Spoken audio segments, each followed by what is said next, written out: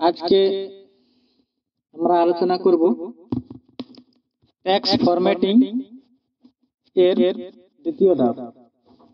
গতকালকে আমরা আলোচনা করেছিলাম গত ভিডিওতে প্রথম ধাপ আলোচনা করেছিলাম। সেই প্রথম ধাপে আমরা আলোচনা করেছিলাম বোল্ড, এখানে যা কিছু আছে যেমন ধরুন font size, bold, italic, underline, তারপরে colour, change case, increase font আর ডিসকারেজ ফন্ট, এবং এইটা একটু বলা হয় নাই, সেটা হচ্ছে ক্লিয়ার অল ফরম্যাটিং। তো আজ আরেকটি এখানে বলা হয়েছিল, সেটা হচ্ছে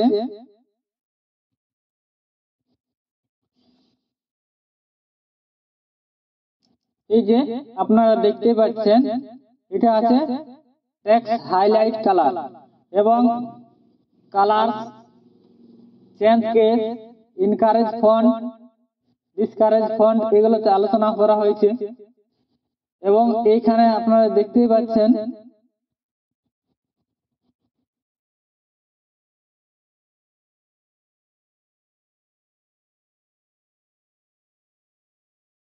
এটা হচ্ছে ক্লিয়ার অল ফরম্যাটিং। যখন কোনো ফরম্যাট করা থাকে, যত রকমের ফরম্যাট করা থাক না কেন, টেক্সট ফরম্যাট যখন করা থাকে, সেই টেক্সট ফরম্যাট যদি যে কোনো ফরম্যাটে করা থাক না কেন, সম্পূর্ণভাবে যদি রেগুলারলি সম্পূর্ণভাবে যদি মুছে ফেলতে হয় এবং আগের অবস্থায় নিয়ে আসতে হয়, তাহলে কিন্তু আমরা তখন ক্লিয়ার অল ফরম্যাটিং অপশনটা বা এই টুলসটা আমরা ব্যবহার করি। তো আপনাদেরকে এটা সবার শেষে দেখাবো আজকের ভিডিওতে। তো আজকে সমস্ত যেটুকু বাকি আছে এখানে টেক্সট ফরম্যাটিং এর, সেইটুকু টেক্সট ফরম্যাটিংটা দেখানোর পরে আমি কিন্তু এটা দেখাবো যে ক্লিয়ার অল ফরম্যাটিং টুলসটার কাজ। তো আপনাকে বলি, চলুন তাহলে ভিডিওটা শুরু করি। আমি বিশেষ কিছু বলছি না, আপনারা ভিডিওটা স্কিপ করবেন না। এবং আপনারা দেখছেন বাংলাতে কম্পিউটার শিক্ষা।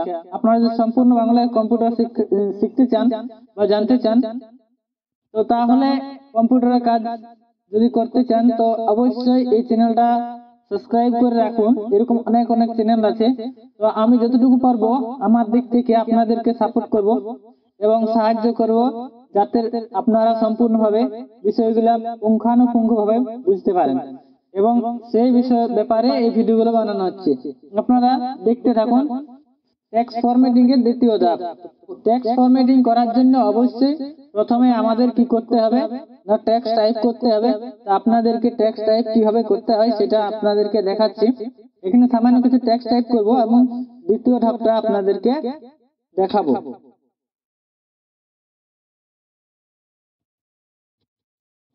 চলুন আমরা এইখানে টেক্সট টাইপ করি।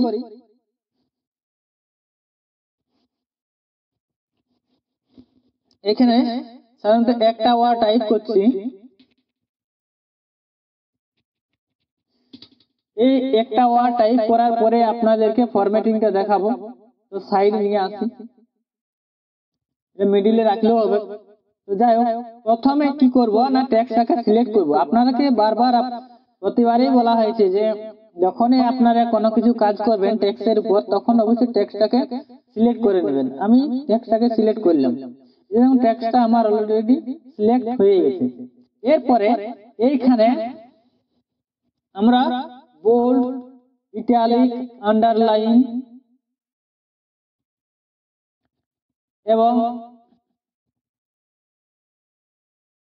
Subscript, superscript, change case, font colour এবং টেক্সট হাইলাইট কালার, আর এইখানে আছে ডিসকারেজ ফন্ট এবং ইনকারেজ ফন্ট, এইখানে আছে ফন্ট সাইজ। তো যাই হোক, এগুলো দেখানো হয়েছে না আগের ভিডিওতে। এইখানে বাকি আছে কেবল এইখানে টেক্সট ইফেক্ট এন্ড টাইপোগ্রাফি, মানে টেক্সটের উপর বিভিন্ন রকম ইফেক্ট আমরা এখানে অ্যাপ্লাই করতে পারি। তো এইখানে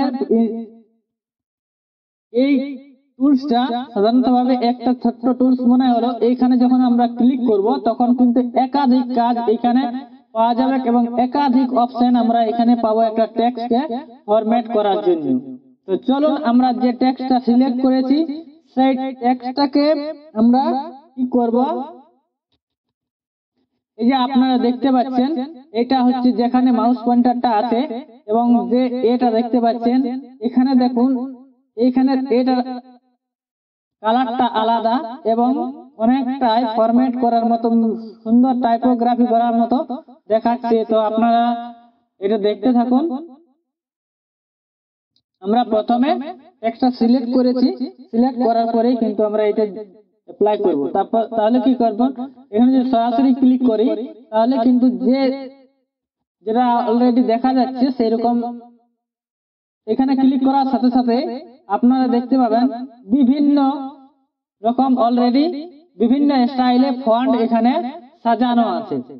তো আমরা প্রথমে এই সাজানো যে ফন্ট গুলো আছে সেগুলো যদি অ্যাপ্লাই করি তো আপনারা দেখতেই পাচ্ছেন সম্পূর্ণভাবে এখানে যে টেক্সটটা সিলেক্ট করা আছে সেই টেক্সটটার উপর কিন্তু সম্পূর্ণভাবে অ্যাপ্লাই হয়ে যাচ্ছে। এইভাবে প্রত্যেকটা স্টাইল কিন্তু আমরা ওই টেক্সটের উপর সিলেক্ট করে অ্যাপ্লাই করে দেখতে পারি। প্রত্যেকটা জিনিস কিন্তু আপনারা সরাসরি এই ভিডিওর মধ্যে দিয়ে দেখতে পাচ্ছেন এবং জানতে পাচ্ছেন।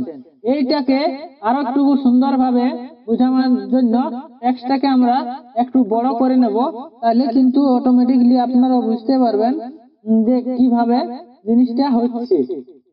তো যাই হোক আমি টেক্সটটাকে বড় করছি, দেখুন টেক্সটটা সাইজটা অনেকটা বড় করেছি যাতে আপনাদের বুঝতে সুবিধা হয়।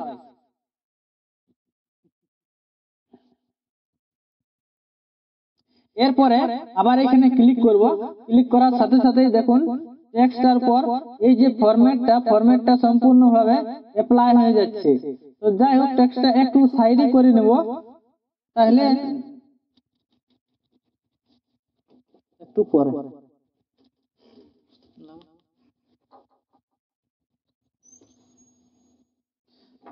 এরপরে যেটা বলছি যে এটা সিলেক্ট করব, সিলেক্ট করার পর আপনাদেরকে দেখাবো যে কি করে এটা অ্যাপ্লাই করা হয়।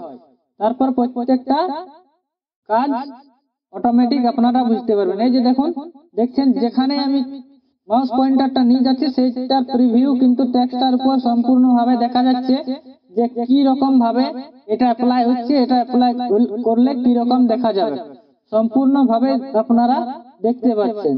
এই যে দেখুন একটা একটা। তো যাই হোক এখানে ব্যাপারটা সম্পূর্ণভাবে আমরা বুঝতে পারলাম। এরপরে এখানে একটা কিছু অ্যাপ্লাই করছি, এটা অ্যাপ্লাই করার পরে আপনাদেরকে আবার দেখাবো। এইখানে অনেকগুলো অপশন আছে, এইখানে যে অপশন গুলো আছে সেই অপশন গুলো যদি আপনারা জানতে চান তো অবশ্যই ভিডিওটা আপনাদেরকে সম্পূর্ণভাবে দেখতে হবে। এখানে দেখুন আউটলাইন আছে, শ্যাডো আছে, রিফ্লেকশন আছে, গ্লো আছে। এই চারটা কাজ আছে, চার রকমের কাজ আছে। এই চারটা কাজ আপনারা যদি সম্পূর্ণভাবে শিখতে পারেন তাহলে কিন্তু অটোমেটিক একটা টেক্সটকে কিভাবে সাজাতে হয় সম্পূর্ণভাবে আপনারা বুঝতে পারবেন। তো আউটলাইনটা কি হচ্ছে, কি কাজ করে না টেক্সটের চারদিকে একটা মানে লাইন দেওয়ার জন্য আপনারা আউটলাইন ব্যবহার করতে পারেন। শ্যাডোর উপরে যদি আমি নিয়ে যাই মাউস পয়েন্টারটাকে তাহলে আপনারা বুঝতে পারবেন যে শ্যাডো বিভিন্ন রকম ভাবে শ্যাডো আপনারা দেখতে পাবেন অলরেডি ওইখানে দেওয়া আছে, সেগুলা অলরেডি সরাসরি ভাবে আপনারা অ্যাপ্লাই করতে পারেন। এবার যদি বলি রিফ্লেকশনের ব্যাপারটা আপনাদেরকে দেখাচ্ছি। রিফ্লেকশনের অনেকগুলোই এখানে দেওয়া আছে, যেটা প্রতিবিম্ব তৈরি করবে রিফ্লেকশন, সেটা কিন্তু অনেকগুলো শ্যাডোর মতনই দেওয়া আছে, সেটা সম্পূর্ণভাবে আপনারা সরাসরি অ্যাপ্লাই করতে পারেন। এবারে আছে গ্লো। গ্লোর ব্যাপারটা হচ্ছে আউটলাইনের মতোই কাজ করে, কিন্তু আউটলাইনের কি হয়, আউটলাইনের কালারটা কিন্তু লাইটিং করে না, লাইটের মতন চারদিকে ছড়িয়ে পড়ে নাই। কিন্তু গ্লো অ্যাপ্লাই করলে কি হবে না, শুধু আউটলাইন নেই, আউটলাইন একটা তৈরি হবে, চারদিকটা আউটলাইন তৈরি হবে, কিন্তু সেই আউটলাইনটা কি হবে না লাইটের মতন চারদিকে ছড়িয়ে পড়বে কালারটা, এই জন্য গ্লো ব্যবহার করা হয়। তো এই ব্যাপারটা আপনাদেরকে সব দিনের জন্য মনে রাখতে হবে, তবে আপনারা সম্পূর্ণভাবে বুঝতে পারবেন যে কিভাবে টেক্সটটা ফরম্যাট করা যাবে। তো আপনারা যেটা দেখাচ্ছি যে টেক্সট ফরম্যাটিং এর দ্বিতীয় ধাপ আপনারা দেখছেন, প্রথম ধাপটা যদি না দেখে থাকেন তো আপনারা প্রথম ধাপটা দেখে নেবেন। এরপরে সম্পূর্ণ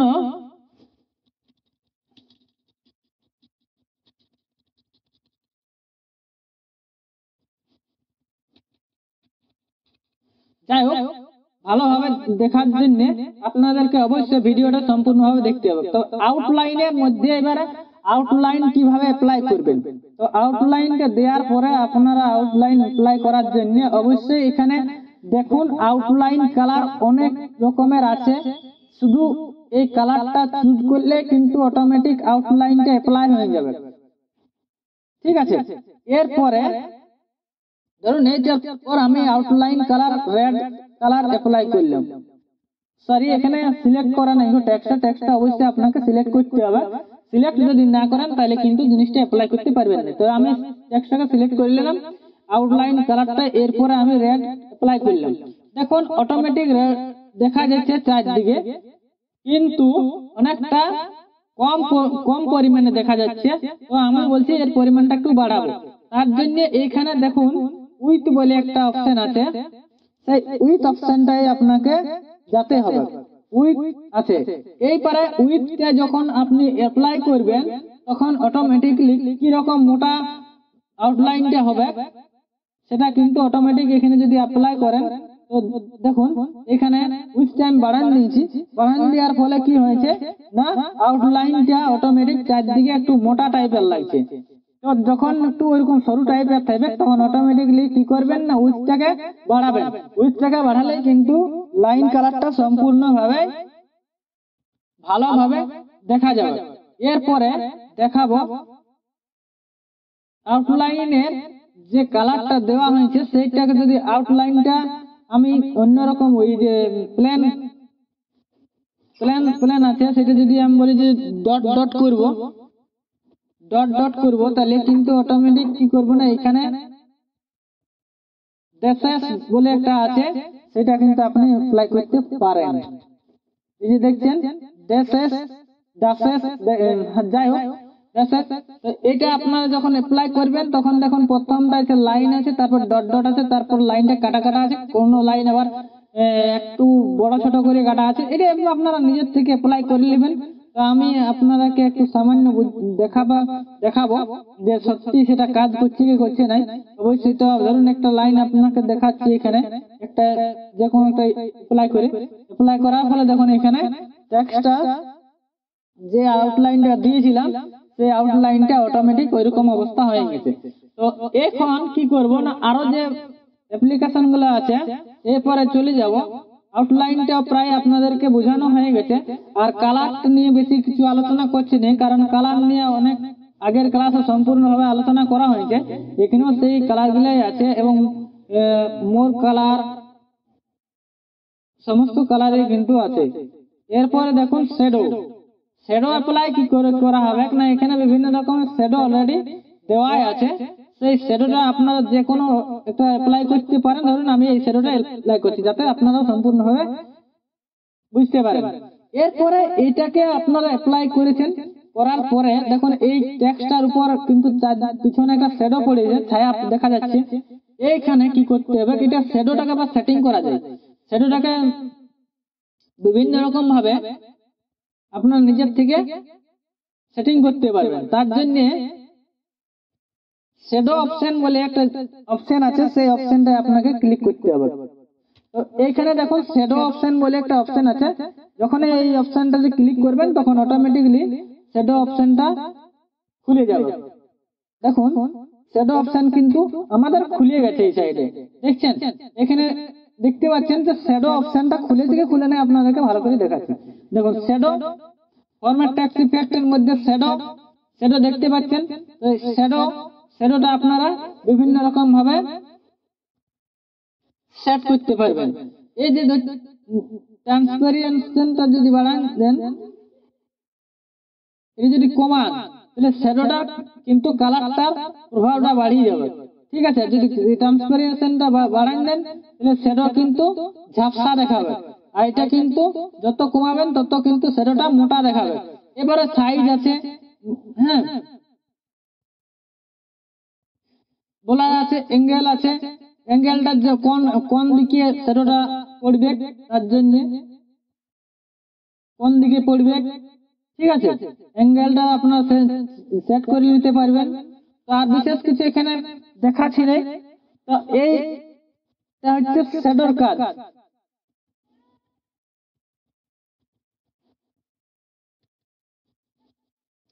শ্যাডো এরপরে আছে কি আছে না রিফ্লেকশন।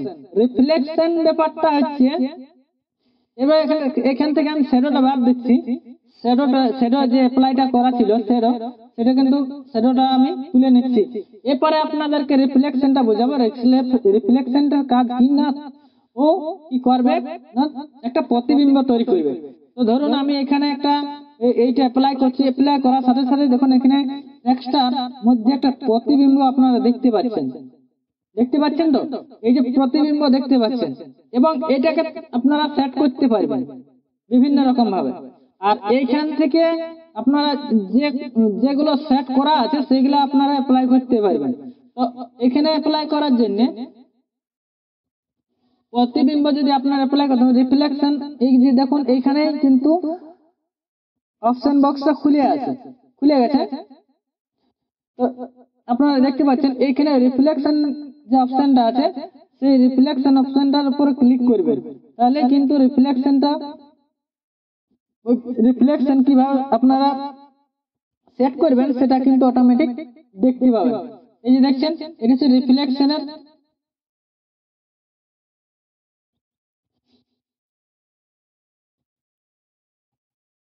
এখানে বিভিন্ন রকম অপশন দেওয়া আছে। ট্রান্সপারেন্সিটা যদি আপনি বাড়ান দেন তাহলে শ্যাডোটা মানে রিফ্লেকশনটা কম দেখাবে, আর যদি কমান দেন তাহলে রিফ্লেকশনটা বাড়িয়ে যাবে, প্রতিবিম্বটা সম্পূর্ণভাবে অনেকটা স্বচ্ছ দেখাবে। আর এর থেকে আপনারা অস্বচ্ছ হয়ে যাবে যখন ট্রান্সপারেন্সিটা বাড়ান দেবেন। এবারে সাইজ আছে, সাইজটা বড় ছোট করতে পারেন, ঠিক আছে, এই যে দেখুন সাইজটা বড় ছোট করা যাচ্ছে। তারপরে বোলার আছে, বোলার বলতে ওটা ঝাপসা দেখাবে, আর যদি কমান দেন তো ঝাপসা দেখাবে। ডিস্টেন্স কত দূরে সেটা কত দূরের মধ্যে প্রতিবিম্বটা তৈরি হবে, কতটা দূরত্বে প্রতিবিম্বটা তৈরি হবে, ঠিক আছে, এটাও আপনারা সেট করতে পারবেন। তো এ হচ্ছে রিফ্লেকশনের কাজ। এবারে আমি রিফ্লেকশন যেটা আছে এখানে যদি ক্লিক করেন তো আগের যে ওইখান থেকে যারা দেখতে পাচ্ছিলেন কিন্তু সেই জিনিসগুলো পাবেন। এখানে ক্লিক করে এরপরে রিফ্লেকশনটা এখান থেকে বন্ধ করে দিলাম। বন্ধ করে দেওয়ার পরে আপনাদেরকে দেখাবো তারপরেরটা, সেটা হচ্ছে গ্লো। গ্লো মানে ওই যেটা বলছিলাম আর কি, যে আউটলাইনের একটা কি হচ্ছে, আউটলাইন দিলে কিন্তু তার বাইরের দিকে যে আউটলাইন হতো কিন্তু কোনো লাইটিং পড়তো না। এটা কিন্তু কি হবে না, গ্লো কি করে না, একটা টেক্সচার পর যদি গ্লো দেখুন, আগের আউটলাইনটা দেখুন তার সাথে গ্লো দুটো জিনিসটা তফাৎটা বুঝতে পারছেন। আউটলাইন কিন্তু কোনো মানে লাইটিং করছে না, আর গ্লো কি করছে চারদিকে কালারটা ছড়ে যাচ্ছে। এবারে গ্লো অপশনে যাব, গ্লো অপশনে যাওয়ার পরে আপনাদেরকে দেখাবো যে কিভাবে গ্লোটা সেট করতে হয়। এই যে দেখুন এখানে আপনারা দেখতে পাচ্ছেন, এখানে দেখতে পাচ্ছেন যে গ্লো কিভাবে সেট করতে হয়। তো এখানে বিভিন্ন রকম সেট করার সমস্ত অপশন এখানে দেওয়া আছে। যেমন রিফ্লেকশন আপনারা সেট করলেন, আপনাদেরকে দেখালাম রিফ্লেকশন সেট করতে হয় কি করে, গ্লোটা আপনাদেরকে দেখাচ্ছি। সেটা হচ্ছে দেখুন এখানে বিভিন্ন রকম কালার আছে, আর এখানে আপনি ক্লিক করেন তো সম্পূর্ণভাবে যেগুলো অলরেডি করে দেওয়া আছে সেগুলো আপনারা পেয়ে যাবেন। আর এইখানে কি হচ্ছে, কালারটা আপনারা চুজ করতে পারেন, যে কালারটার প্রয়োজন আছে যেটা আছে সেটার পরিবর্তে যদি আমি একটা অন্য কালার ইউজ করি তো আপনারা দেখুন এখানে সম্পূর্ণভাবে কালারটা চেঞ্জ হয়ে যাচ্ছে। এখানে সাইজটা আপনারা বড় ছোট করতে পারেন। দেখুন যত সাইজটা বড় করবেন তত কিন্তু কালারটা চারদিকে ছড়ে আছে। এটা হচ্ছে গ্লো। আর মানে সাইজটা যদি ছোট করেন তাহলে কি হবে না, ট্রান্সপারেশনটা যদি আপনারা কমান দেন কি হবে না, কালারটা যেমন একটু পুরো করে ছড়ানো হয়েছে, আর যদি ট্রান্সপারেন্সটা বাড়ান দেওয়া হয় তাহলে বোঝা যাবে যে কালারটা পাতলা করে ছড়ানো হয়েছে। এই হচ্ছে এইখানে এই টেক্সট ফরম্যাটিং এর কাজ, যেটা হচ্ছিল ফরম্যাট টেক্সট ইফেক্ট। তো যাই হোক, এখানে ফরম্যাট টেক্সট ইফেক্টের অপশন গুলো আপনাদেরকে দেখানো হয়ে গেছে। আর এইখানে যেটা এইটা হচ্ছে টেক্সট ইফেক্ট এন্ড টাইপোগ্রাফি, এটা হচ্ছে টেক্সট ইফেক্ট অপশন, এটা টুলস, এটা টেক্সট ইফেক্ট টুলস, সেটা ক্লিক করলে এই কাজগুলো হবে। তো যাই হোক, আজকে এই পর্যন্ত। আর আপনারা তৃতীয় ধাপ দেখার জন্য প্রস্তুত থাকুন। আজকে দ্বিতীয় ধাপটা এখানে শেষ করছি। আর আপনাদেরকে রিকোয়েস্ট করছি, আপনারা যদি নতুন হয়ে থাকেন চ্যানেলটা সাবস্ক্রাইব করে রাখুন। আপনারা দেখছেন বাংলাতে কম্পিউটার শিক্ষা। আর এই চ্যানেলের মধ্যে যুক্ত থাকলে আপনাদেরকে যতটুকু পারবো আমি সাহায্য করব, যাতে আপনারা কম্পিউটার সম্বন্ধে জানতে পারেন। সবাই তো সবকিছু সমানভাবে করতে পারে না, সবাই কিন্তু একজন সমস্ত কাজও কিন্তু সম্পূর্ণভাবে করতে পারে নাই। তো যাই হোক, অনেক অনেক ধন্যবাদ ভিডিওটি দেখার জন্য। আর আপনারা অন্যান্যদের দেখার জন্য চ্যানেলটি সাবস্ক্রাইব করে দেবেন, ভিডিওটি সাবস্ক্রাইব করে দেবেন, লাইক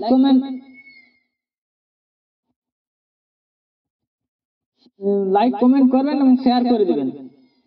অনেক অনেক ধন্যবাদ। আমি এখানে ভিডিওটা শেষ করছি। সকলকে ধন্যবাদ জানিয়ে নমস্কার।